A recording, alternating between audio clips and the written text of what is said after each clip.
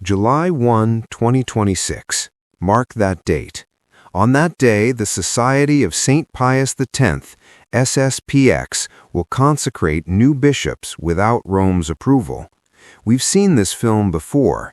In 1988, it led to excommunications and a wound in the church that's lasted decades. The easy response is a weary sigh. Here we go again.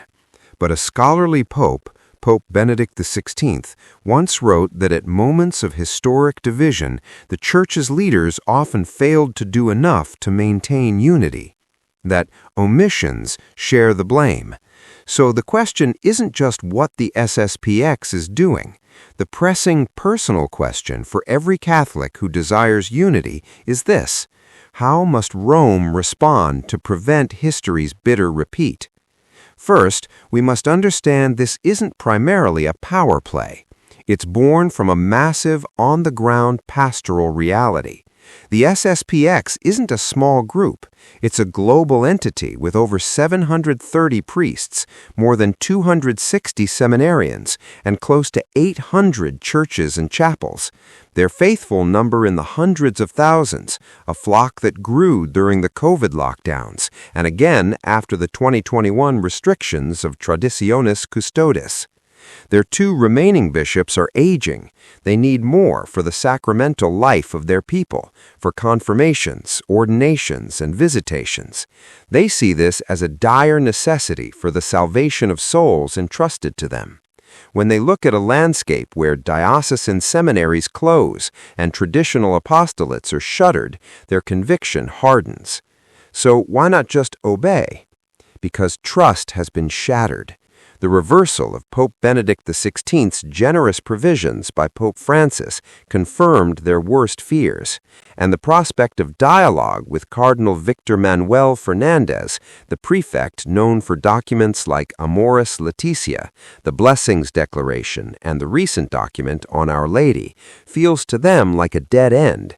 How do you build a bridge with an architect you believe has been dismantling the house? This leaves us at a crossroads, and the burden of choice falls uniquely on one man, Pope Leo XIV. Only the Pope himself, thinking outside the box, can break the cycle. He could delegate a trusted cardinal solely dedicated to this reconciliation, bypassing curio resistance, but it would require a monumental will. The Pope would have to offer a credible, generous pathway to regularization. In return, the SSPX would have to make a leap of trust despite past disappointments. And the wider church? We'd all have to check our attitudes.